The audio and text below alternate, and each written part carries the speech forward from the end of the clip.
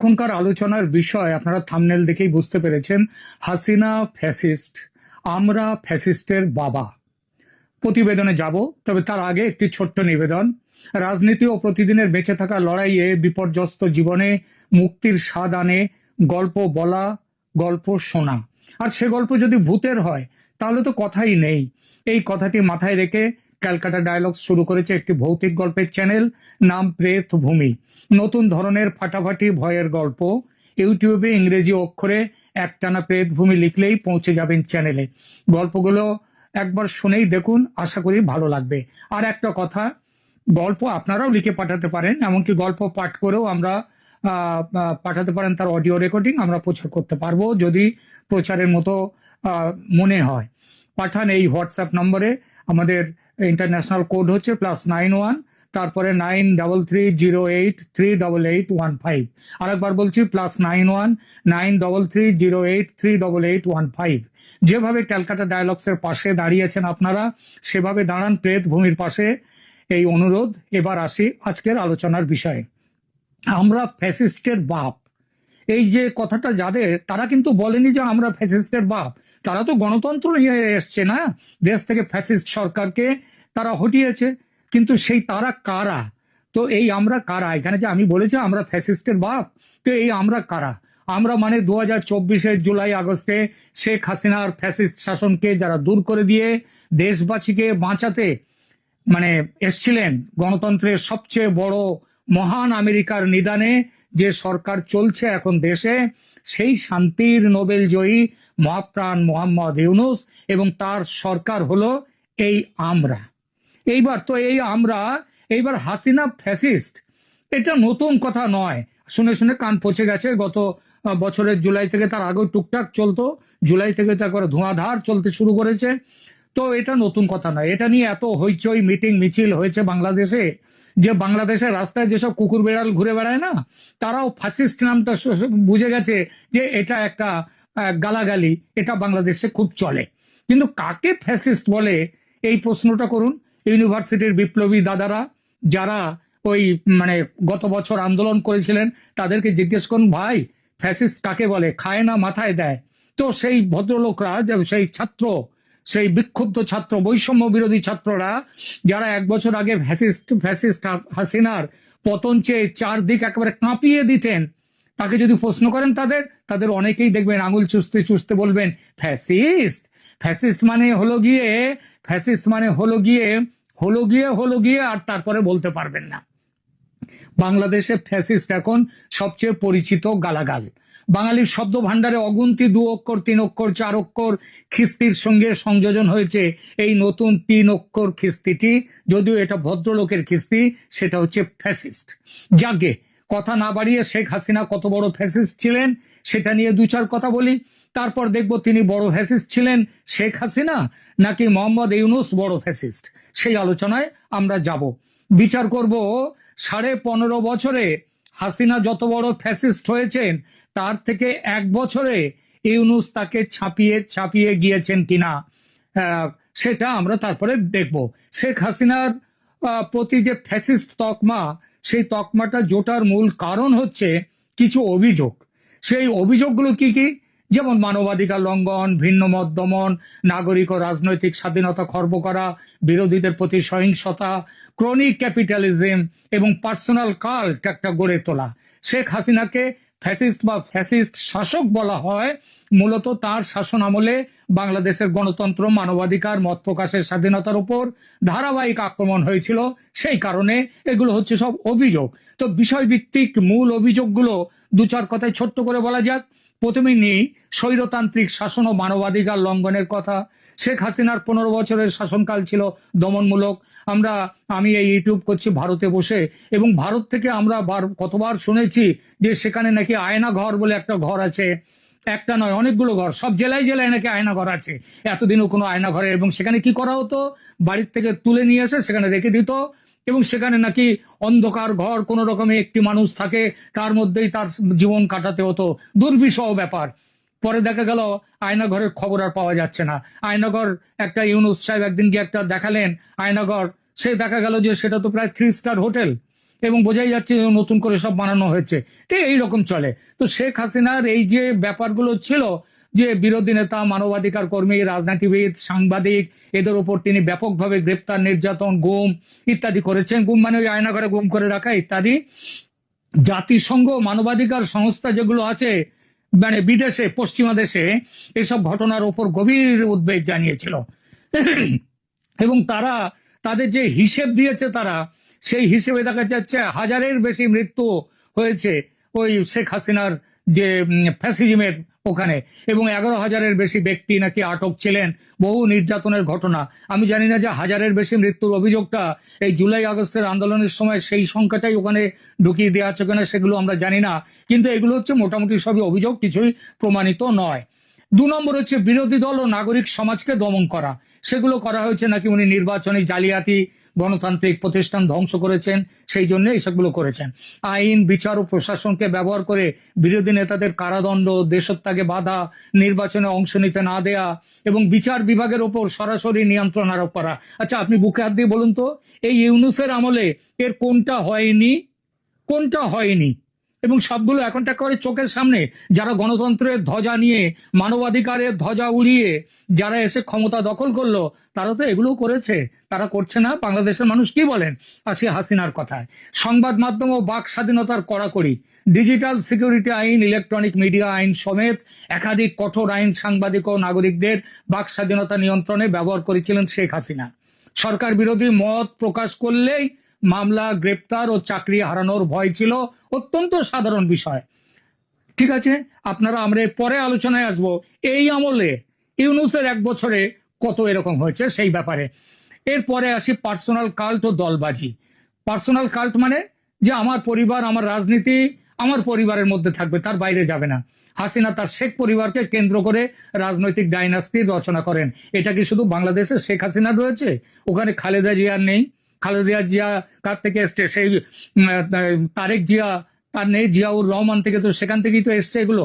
তো এগুলো আমাদের ভারতেও তো রয়েছে। এই যে জওয়াহরলাল নেহরু, সেখান থেকে ইন্দিরা, সেখান থেকে রাজীব, সেখান থেকে রাহুল গান্ধী, এই যে সব আসছে, এগুলো কি ওই পার্সোনাল কাল্ট নয়? পার্সোনাল কাল্ট নয়? তাদের তো দল তো তাদের অধিকারে। এটা হচ্ছে শুধু বাংলাদেশের নয়, এটা এই তৃতীয় বিশ্বের, বিশেষত গরিব দেশগুলো, উন্নতিশীল দেশগুলোর এটা হচ্ছে সাধারণ ধর্ম। এরপরে আসি একটা বড় যে কথা এতদিন শুনতাম, যে শেখ হাসিনা হাজার হাজার কোটি টাকা দেশ থেকে মেরে বিদেশে পাঠিয়ে দিয়েছেন। এটা হচ্ছে ক্রনিক ক্যাপিটালিজম, রাষ্ট্রীয় সম্পদের অপব্যবহার। ফ্যাসিস্ট অর্থনীতির বদলে হাসিনার আমলে নাকি দলের ব্যবসায়ী এবং সমস্ত কিছু দেশের মানে অর্থ ব্যবস্থা ওই ক্রনিদের, তার দলের লোকদের কাছে চলে গিয়েছিল এবং তারা যথেচ্ছ দুর্নীতি করেছেন। হাসিনার নামেও তো শুনেছি তিনি নাকি হাজার হাজার কোটি টাকা বিদেশে পাঠিয়েছেন। গত 1 বছর কিন্তু একটা টাকাও কোন ব্যাংকে পাঠিয়েছেন, কোথায় পাঠিয়েছেন, একটা খবর সেটা কিন্তু ইউনূস সরকার বার করতে পারেনি। তো 15.5 বছরের শাসনকালে এই হলো ফ্যাসিস্ট হাসিনার রেকর্ড। এইবার 1 বছরে মোহাম্মদ ইউনূসের রেকর্ডের খতিয়ানটা একটু শুনুন। বাংলাদেশের গণমাধ্যম ও বাক স্বাধীনতা, বর্তমান পরিস্থিতি কি, আইনি বিধিনিষেধ কি ও রাজনৈতিক প্রতিক্রিয়া 2024 সালের ওই আগস্ট থেকে এই 25 সালের এই আগস্ট পর্যন্ত একটা ছোট্ট করে তার একটা হিসাবটা শুনুন। বাংলাদেশের অন্তর্বর্তী সরকার সম্প্রতি এক স্পষ্ট বার্তায় জানিয়ে দিয়েছে যে শেখ হাসিনার কোনো বক্তব্য প্রচার করলে, আওয়ামী লীগের কোনো বক্তব্য প্রচার করলে সংশ্লিষ্ট সংবাদ মাধ্যম, ব্যক্তি নয়, সংশ্লিষ্ট সংবাদ মাধ্যম এবং ব্যক্তির বিরুদ্ধে তাৎক্ষণিক আইনি ব্যবস্থা নেওয়া হবে। এই আইনটি এবং রাজনৈতিক অবস্থা, এগুলো মুক্ত, স্বাধীনতা, নাগরিক অধিকার নিয়ে বাংলাদেশ এখন আর হাসিনার আমলেও যেটুকু ছিল আজ সেটুকু নেই, এসে গেছে চরম সংকটে। কিছু ক্ষেত্রে একে মানে ইউনূসের এই সংবাদপত্র, সাংবাদিকতা, তারপরে নাগরিক অধিকার, এই ব্যাপারগুলোকে বলেছেন ফ্যাসিস্টের থেকেও বড় ফ্যাসিস্ট। এই পরিস্থিতিতে সংবাদপত্রের স্বাধীনতা, বাক স্বাধীনতা, গণতান্ত্রিক আদর্শ কেবল প্রশ্নের মুখে নয়, অনেকাংশে অস্তিত্ব সংকটে পড়েছে। আইন ও প্রশাসনিক নিষেধাজ্ঞার বাস্তবতা, সেটা নিয়ে 2 কথা বলি। বাংলাদেশের অন্তর্বর্তী সরকারের নতুন ঘোষণায় সাবেক প্রধানমন্ত্রী ও আওয়ামী লীগ নেত্রী শেখ হাসিনার কোনো বক্তব্য, বিবৃতি প্রচার করা, প্রকাশ করা বা সেই প্রচারের সাথে সংশ্লিষ্ট থাকা অপরাধ হিসেবে গণ্য করা হবে এবং তার বিরুদ্ধে দ্রুত আইনি ব্যবস্থা নেবে।